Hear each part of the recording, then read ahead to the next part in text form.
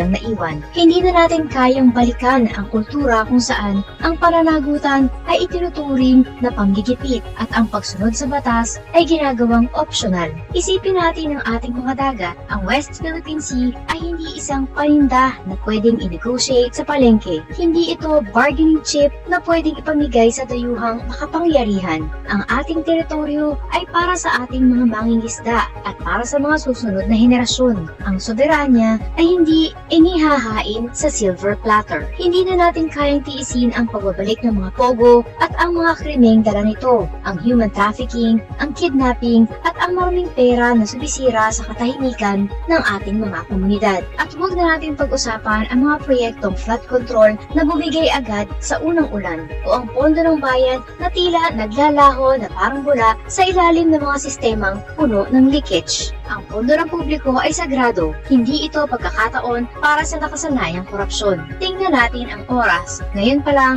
habang ang taong bayan ay nalulunod sa taas ng presyo ng bilihin at kawalan ng trabaho, ang usapan ay nakatutok na agad sa 2028. Ang maagang paghahanda para sa trono sa gitna ng krisis ay isang malinaw na mensahe na mas mahalaga ang ambisyon kaysa sa solusyon, na mas mahalaga ang makinarya kaysa sa kumakalang na sikmura. Ang tunay na leader ay sinusukat sa gitna ng problema, hindi kapag handa na ang mga campaign poster. Ang pagtakbo sa pagkapangulo ay hindi paraan para burahin ang kasalanan sa nakaraan o para makaiwas sa pananagutan ng batas. Ang pagkapangulo ay ang pinakamataas na antas ng tiwala ng mamamayan. Hindi ito isang eksperimento. Sa 2028, ang tanong ay hindi kung sino ang pinakasikat o sino ang pinakamalakas sumigaw. Ang tanong ay, sino ang tunay na magtatanggol sa ating dagat? Sino ang rerespeto sa buhay ng bawat Pilipino? Sino ang tunay na magbabantay sa kabad ng bayan? Nakaligtas na ang Pilipinas sa kabanatang iyon noon. Isang malaking sugal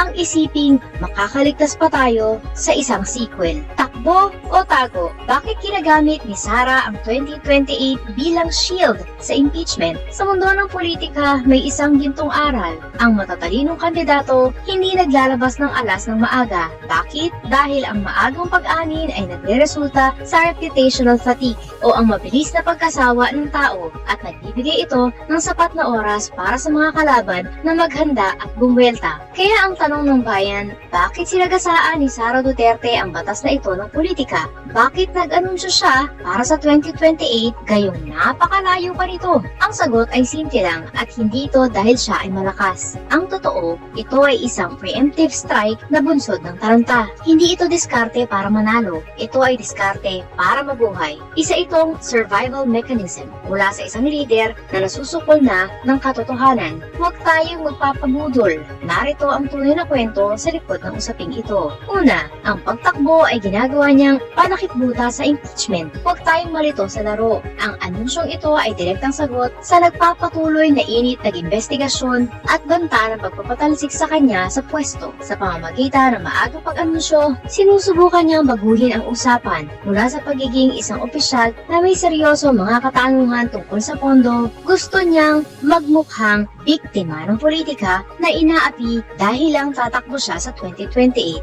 Ang plano niya, palabasin na ang lehitimong paghahanap ng pananagutan ay pamumulitika lang. Pero ang realidad, ginagamit niya ang kanyang kandidatura para rituhin tayo. Gusto niyang isipin natin na ang pagsita sa kanya ay pag-atake sa kanyang ambisyon sa halip na paghahanap ng mawawalang pera ng bayan. Pangalawa, isa itong desperadong pananakot sa Kongreso. Kilala si VP Sara sa kanyang hardball tactics. Tandaan natin kung paano niya napatalsik si Speaker Alvarez noon gamit lang ang kanyang impluwensya. Ngayon, sinusubukan niyang ulitin ang laro. Ang mensahe niya sa mga mambabatas, ako ang susunod na Pangulo. Kumampi kayo sa akin ngayon o lagot kayo bukas. Ngunit nagkakamali siya ng basa sa sitwasyon. Iba na ang ihip ng hangin ngayon. Ang mga kongresista ay hindi lang tumitingin sa kung sino ang susunod na uupo. Tumitingin sila sa galit at sentimiento ng taong bayan. Walang pananakot ang makaliligtas sa isang lumulubog na barko kung ang taong bayan na mismo ang sumisigaw ng pananagutan. Alam ng mga mambabatas na ang pagtatanggol sa isang leader na puno ng issue ay isang political suicide. Higit sa lahat, lahat, ito ay labanan ng pananagutan laban sa ambisyon.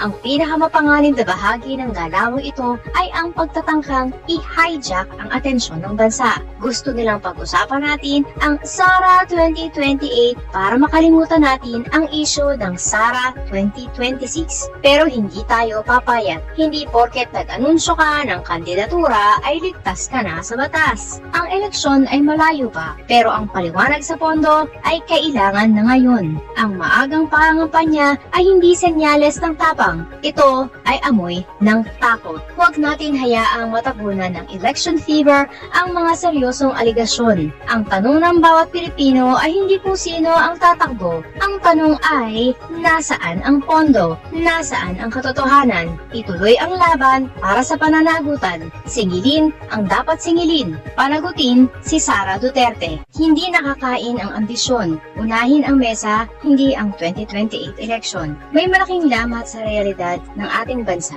habang ang ilang politiko ay abala na sa pag-uusap tungkol sa eleksyon ng 2028, ang ordinaryong Pilipino ay abala sa mas matinding problema, ang kakainin ngayong gabi. Hindi tinatanong ng taong bayan kung sino ang tatakbong presidente sa susunod na 2 taon. Ang tinatanong nila, kasya pa ba ang sweldo ko hanggang katapusan? Magmamahal ba uli ang bigas sa Lunes? May pambaon pa ba ang mga anak ko bukas? Hindi ito politika, ito ay survival. Ang nanay na nakapila sa palengke ay walang pakialam kung sino ang magiging running mate ni Sara Duterte. Ang tsuper na naiipit sa traffic ay hindi interesado kung sino ang kasama sa ticket line ni Amy, Robin o Marcoleta. Ang tatay na may 2 trabaho ay hindi nakikipagdebate tungkol sa mga senaryo ng 2028. Isang tanong lang ang nasa isip niya, paano ko itatagit ang pamilya ko ngayong linggo? Hindi ito panahon para sa mga political trainers. Panahon ito para sa solusyon. Kailangan ng tao ng trabaho, yung totoo at disente. Kailangan ng pagkain sa mesa at abot kayang presyo ng bilihin. Kailangan ng transportasyon na hindi nagnanakaw ng oras ng manggagawa. Kailangan ng ospital ng tunay na manggagamot at gamot na hindi uubos sa ipon. Hindi namin kailangan na maagang sayaw ng kampanya.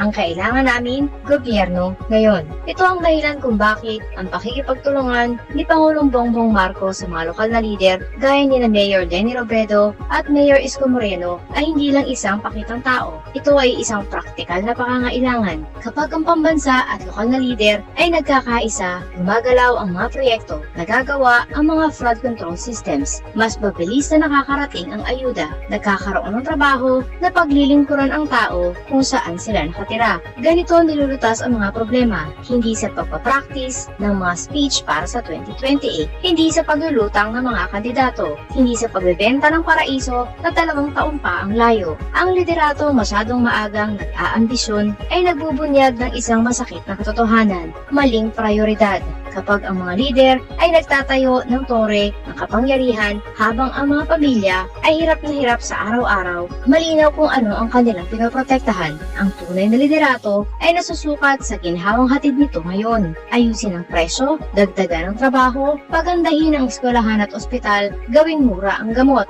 Ayusin muna ang mesa, lagyan ito ng pagkain, siguraduhin makakapag-aral ang mga bata at magagamot ang mga may sakit. Dahil ang ambisyon makapaghihintay, ang gutom hindi. Alam ng mga Pilipino ang pagkakaiba ng lideratong naglilingkod sa ambisyong nagpapakitang tao lamang. Ang Malacanang ay hindi ring ng paghihiganti. Sa mundo ng politika, may isang nakatagong lason na mas mabilis pumatay sa demokrasya kaysa sa anumang krisis. Ito ay ang paghihiganti. Kapag ang isang kandidato ay tumatakbo para sa mataas na posisyon, hindi upang magsilbi kundi upang gumanti sa mga kagalit, ang buong bansa ay nakasalalay sa isang napakadelikadong sitwasyon. Ang Estado ay may tinatawag na monopoly of force. Hawak nito ang kapulisan, ang militar, ang kaba ng bayan, at ang mga institusyong dapat ay nagtatanggol sa atin. Kapag ang mga sandatang ito ay ipinasa sa kamay ng isang taong may personal na hugot o galit, ang gobyerno ay hindi na nagiging silungan.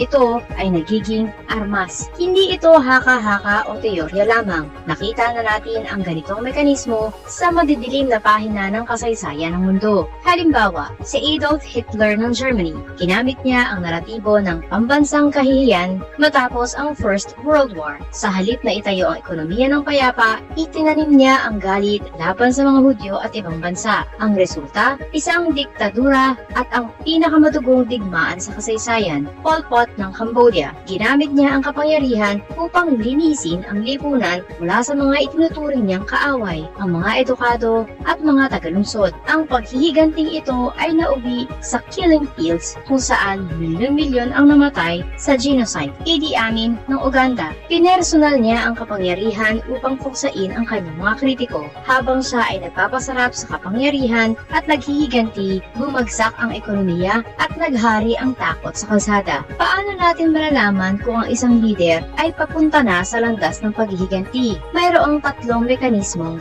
madaling mapansin. Una, retorika ng kaaway. Ang bawat talumpati ay hindi tungkol sa plano para sa bayan, kundi tungkol sa kung sino ang dapat durugin o ipakulong. Pangalawa, loyalty over competence. Hindi na mahalaga kung magaling ka sa trabaho. Ang mahalaga, sip-sip ka o tapat ka sa leader o sa kanyang pamilya. Dito nagsisimula ang talamak na korupsyon. Pangatlo, pagsira sa checks and balances. Ang Kongreso, ang Korte at ang media ay itinuturing na hadlang sa halip na proteksyon ng taong bayan. Ang batas ay binabaluktot upang paboran ang nasa itaas. Dapat tayong maging maingat kung ang nakikita nating leader ay mas mabilis magbanta kaysa maglatag ng economic agenda. Kung mas interesado siya sa pag-aayos ng personal na laban kaysa sa pag-aayos ng krisis sa edukasyon, kakulangan ng trabaho at mataas na presyo ng bilihin, ay malaking mali. Ang Malacanang ay isang fiduciary trust, isang banal na tiwalang ipinahiram ng mamamayan. Hindi ito entablado para sa mga personal vendetta o pagprotekta sa interes ng isang dinastiya. Ang tunay na leader ay sinusukat sa kanyang pagtitimpi. Ang tunay na matapang ay ang leader na kayang sumunod sa batas kahit hindi ito pabor sa kanya at kayang ilagay ang sikmura ng masa sa itaas ng kanyang sariling pride. Kapag ang motibasyon ng pamumuno ay galit, ang sistema ang unang nasisira, at kapag ang sistema ng hustisya at gobyerno ay nadurog na, napakahirap na nitong ibalik. Huwag nating payagan na ang ating kinabukasan ay maging pambayad utang sa mga personal na away ng mga politiko. Piliin ang leader na may plano para sa iyo, hindi ang leader na may listahan ng mga kaaway na nais niyang resbakan. Pangulong Bongbong Marcos Jr., aksyon sa gitna ng ingay, ang katotohanan sa likod ng mga numero. Sa mundo ng politika sa Pilipinas, madaling madala sa agos ng mga survey at headlines. Kamakailan, naging maugong ang balita tungkol sa pagbaba ng net trust ratings ni Pangulong Bongbong Marcos Jr. sa -3. Para sa mga kritiko, ito ang katapusan. Para sa mga kalaban, ito ay piyesta. Ngunit bilang mga mapanuring mamamayan, dapat nating itanong, ang emosyon ba ng tao sa isang sandali ang tunay na sukatan ng pag-unlad o ang mga konkretong resulta na nararamdaman sa sikmura at sa bulsa? Habang ang iba ay abala sa ingay ng bangayan sa social media, ang Administrasyong Marcos ay tahimik na naglalatag ng mga pundasyong magbabago sa buhay ng mga Pilipino. Narito ang malalim na pagbalasa sa tinatawag nating puro aksyon laban sa puro bakasyon. Ang ekonomiya, hindi dinadaan sa matamis na salita. Ang pinakamalaking kalaban ng pamilyang Pilipino ay ang taas presyo ng bilihin. Sa nakaraang administrasyon, nasanay tayo sa mga matatapang na diskurso, ngunit ang inflation o bilis ng pagtaas ng presyo ay nananatiling mataas at unpredictable. Sa ilalim ni PBBM, ipinakita ang tinatawag na fiscal discipline. Nitong huling bahagi ng 2025, ang inflation ay bumagsak sa 1.6%. Isang napakalaking ginhawa ito kumpara sa 6.0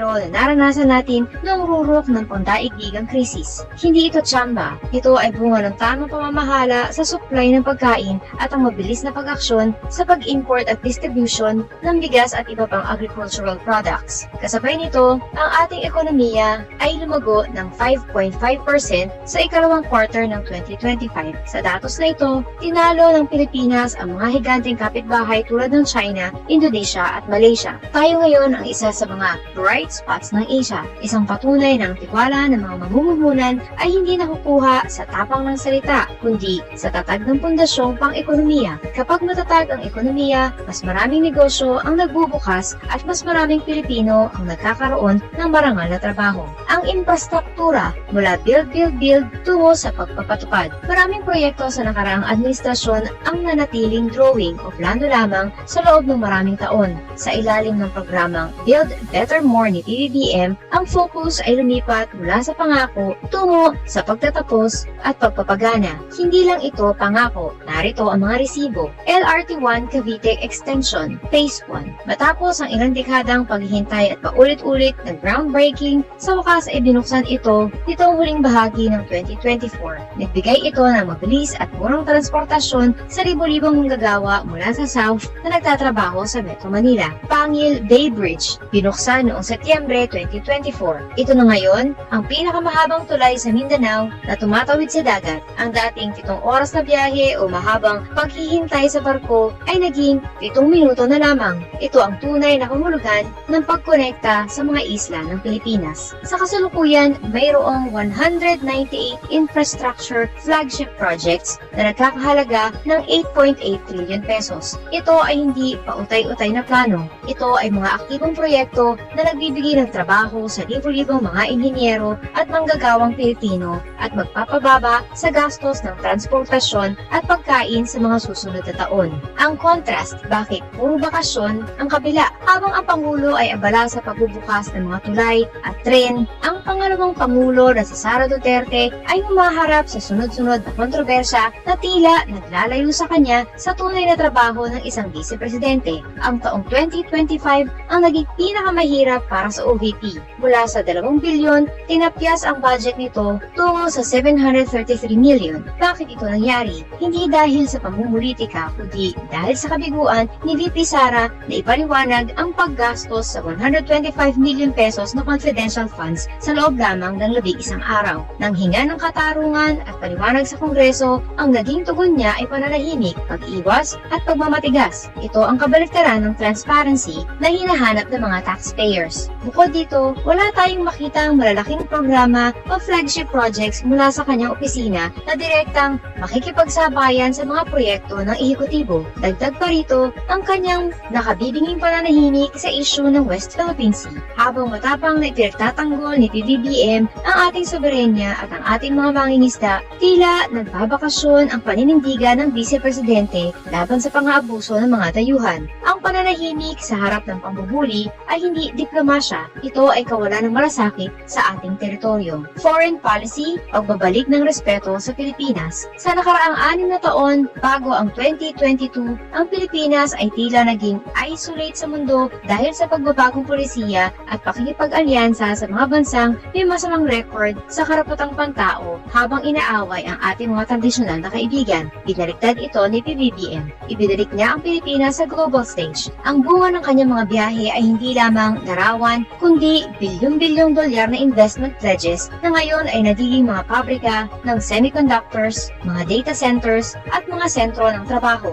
Minodernisa rin ang AFP sa pamamagitan ng mas malakas na alyansa sa ilalim ng EDCA at pag-imbita sa iba pang mga bansa para sa joint patrols. Hindi na tayo ang bansang iniiwasan. Tayo na ngayon ang strategic partner na iginagalang at hinahangaan sa mundo. Ang mga survey ay parang litrato lamang, snapshot ng damdamin sa isang partikular na oras na pwedeng mabago ng trolls at ingay sa social media. Ngunit ang mga accomplishments o tagumpay ay ang realidad na mananatili at pakikinabangan ng susunod na henerasyon kahit tapos na ang termino. Pinapatunayan ng mga datos na si Pangulong Bongbong Marcos ang gumagawa ng mabigat na trabaho. Iniaahon niya ang ekonomiya mula sa abo ng pandemya. Itinatayo ang mga kalsadang magdurugtong sa ating mga isla at buong tapang na itinataguyod ang ating dangal sa labas ng bansa. Sa kabilang banda, ang tatak Duterte na dati ay puno ng pangako ng mabilis na solusyon ay tila nauwi na lamang sa mga iskandalo sa budget, pag-iwas sa pananagutan at ingay sa politika. Para sa Pilipinong naghahanap ng tunay na resulta para sa kanyang kinabukasan, ang pag-unlad ay hindi nakukuha sa tapang ng salita o sa dami ng Facebook likes. Ito ay nakukuha sa puro aksyon, hindi sa pagitan ng batas at karagatan, ang art of war ng Pilipinas laban sa higanting China. Kung titignan sa mapa, tila maliit ang Pilipinas kumpara sa dambuhalang China. Ngunit sa mata ng batas, Pilipinas, sa daloy ng kasaysayan at sa pundasyon ng katotohanan, hindi tayo mahina. Sa gitna ng asul na tubig ng West Philippine Sea, hindi lamang mga barko ang nagtatagpo. Dito ay nagbabanggaan ang dalawang magkaibang pananaw sa mundo. Ang mundo ng batas at soberenya laban sa mundo ng takot at pang-aangkin. Hindi dumarating ang China na may dalang mga kanyon lamang. Bitbit nila ang mga mapa, propaganda, pananakot at mga tinatawag na gray zone tactics. Isang mabagal at gumagapang na pananakot na nagkukunwaring routine patrol. Dito nagiging makabuluhan ang kaisipan ni Sun Tzu, ang may akda ng The Art of War. Bagamat isinulat para sa labanan,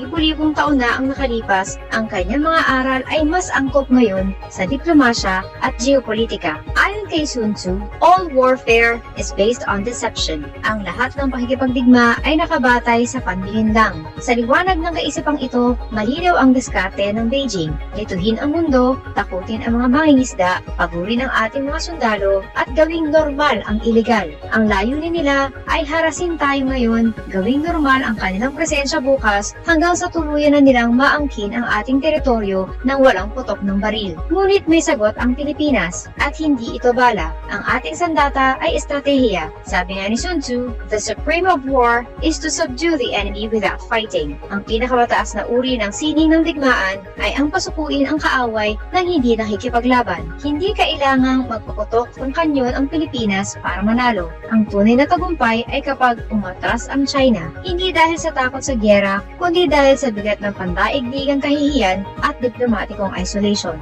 Itinuturo rin ni Sun Tzu, if you know the enemy and know yourself, you need not fear the results of 100 battles. Kilalanin natin ang kalaban. Iniiwasan ng China ang bukas na digmaan dahil alam nila ang matinding kapalit nito sa kanilang ekonomiya. Kaya gray zone tactics ang gamit nila. Water cannons, lasers, pagbangga sa mga barko, at mga peking mangingisda. Ngunit kilalanin din natin ang ating sarili. Maaaring maliit ang ating militar, ngunit mas matibay ang ating legal na pundasyon. Maaari tayong gipitin sa ekonomiya, ngunit tayo ang may moral na katwiran. Maaaring tayo ang nasa gitna ng dagat, ngunit hindi tayo nag-iisa sa buong mundo. Ang 2016 Hague Ruling ay hindi lamang pirasong papel. Ito ay isang kalasag. Hindi ito haka-haka, ito ay desisyon ng batas na kinikilala ng halos lahat ng bansa. Sa bawat pagkakataon na nilalabag ito ng China, lalo silang nagmumukhang mapang-api sa harap ng pandaigdigang komunidad. Paalala ni Sun Tzu, he will win who knows when to fight and when not to fight. Mananalo ang nakakaalam kung kailan lalaban at kung kailan hindi. Hindi kailangan makipagbarilan ang Pilipinas, ngunit hindi tayo dapat umatras. Ang laban natin ay hindi lamang sa pagitan ng mga barko.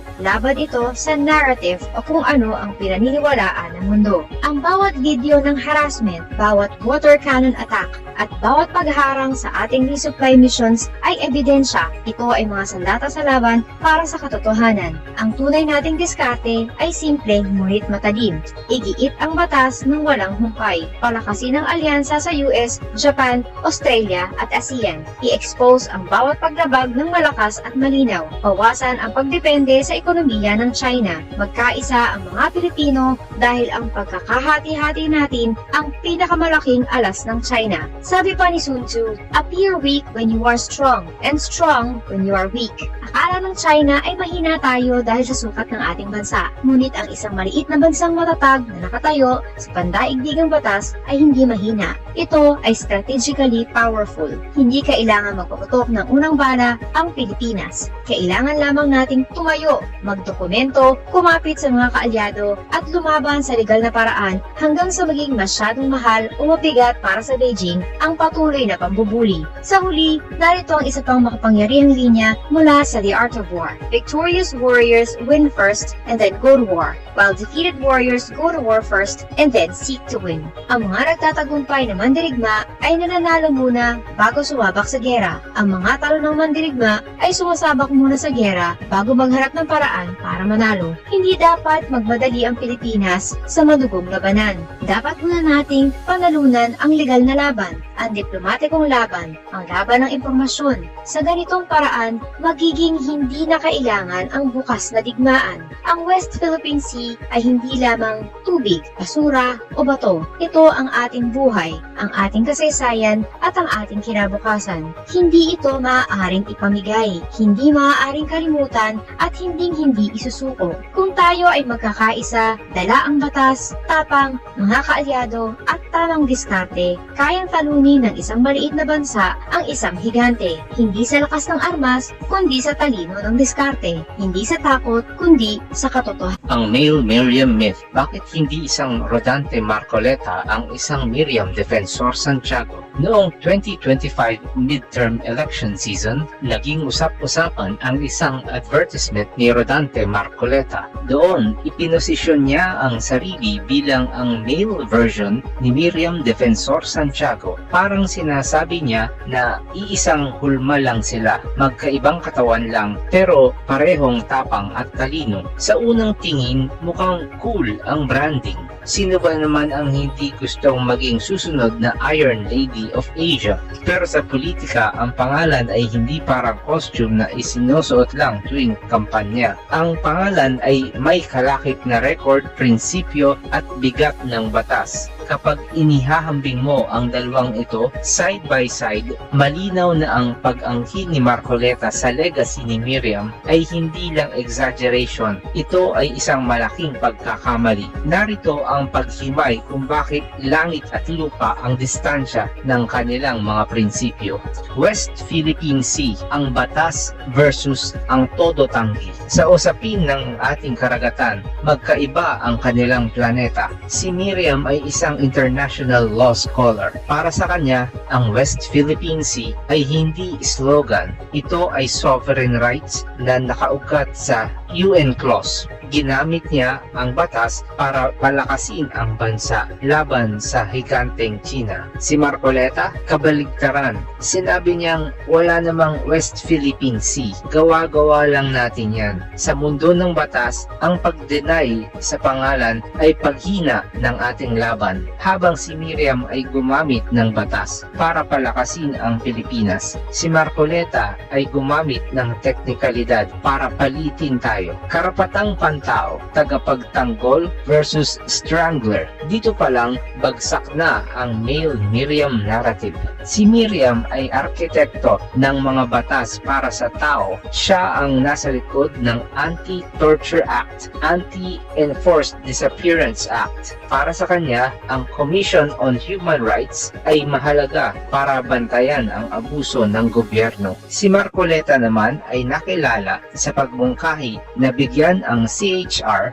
ng 1,000 pesos budget. Hindi iyon pagtitipid, iyon ay pagsakal sa isang institusyong nagbabantay sa ating kalayaan. Habang si Miriam ay naging judge sa International Criminal Court, si Marcoleta naman ang isa sa pinakamaingay na bumabatikos dito para protektahan ang mga kaalyado. Kalayaan sa pamamahayag, pagpapalawak versus pagsasara. Si Miriam ang sumulat ng Magna Carta for Philippine Internet Freedom. Gusto niyang tanggalin ang kulong sa libel at palawakin ang malayang pananalita. Ang tingin niya sa Bill of Rights ay panangga ng tao laban sa gobyerno. Si Marcoleta, siya ang naging mukha ng ABS-CBN shutdown. Ginamit niya ang batas hindi bilang gabay, kundi bilang pamalo para pasunurin ang media. Habang si Miriam ay gustong magpalawak ng boses, si Marcoleta ang naging instrumento sa pagpatahimik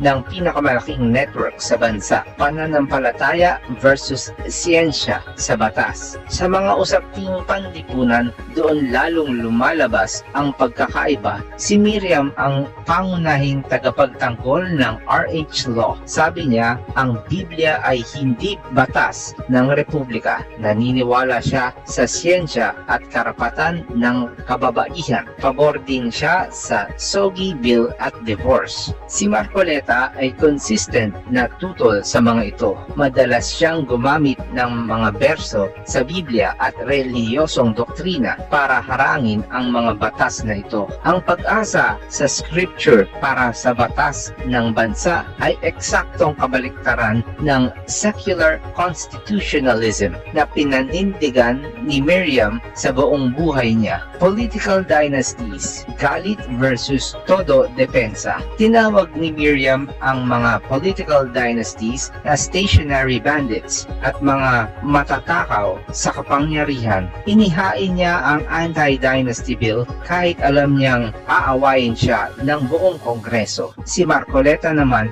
ay ipinagtanggol ang pagtakbo ng sarili niyang anak.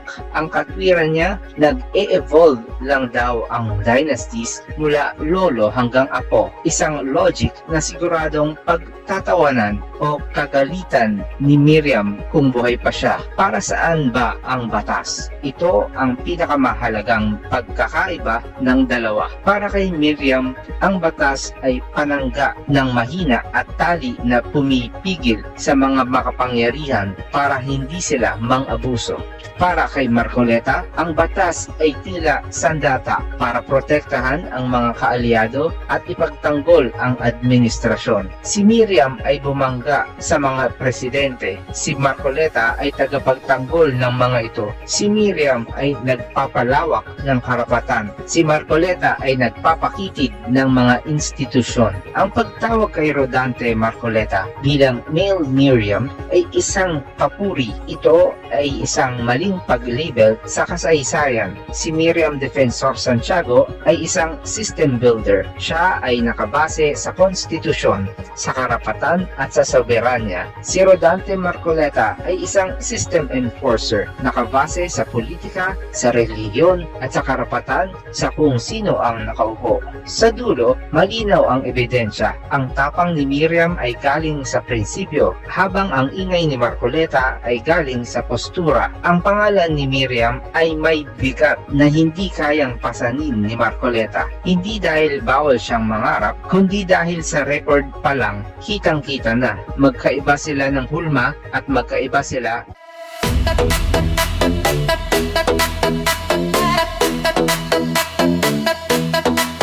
Takot na ang mga aso, dumarating ang mga kaso. Sila ay sinusundo na, dadalhin sa tatay nila. Aray waranto, takbo na bato, takbo na bato, takbo na bato. Aray waranto, bakit na bongo, bakit na bongo, bakit na bongo. Aray waranto, takbo na bato, takbo na bato, takbo na bato. Aray waranto, bakit na bongo, bakit na bongo, bakit na bongo.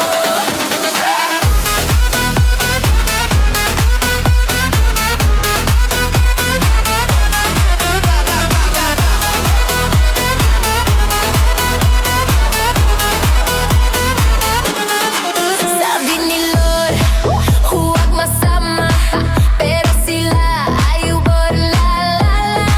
Nalalapit na silang masira, ay nagkarma, ay nagkarma. Aray waranto, takbo na bato, takbo na bato, takbo na bato. Aray waranto, bakit na bongo, bakit na bango, bakit na bongo. Aray waranto, takbo na bato, takbo na bato, takbo na bato. Aray waranto, bakit na bongo, bakit na bongo, bakit na bongo.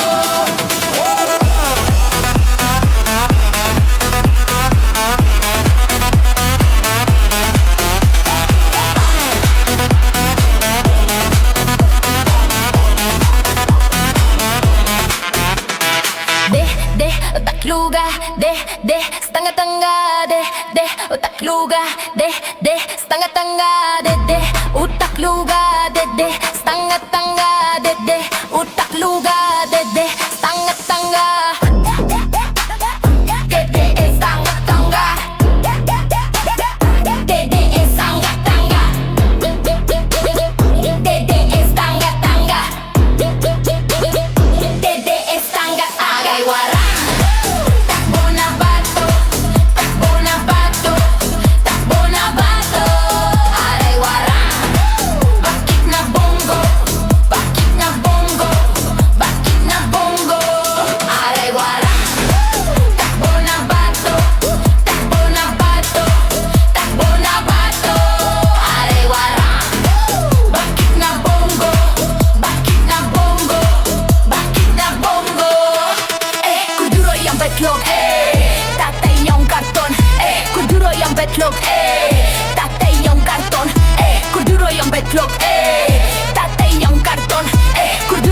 itlog, Date yung karton,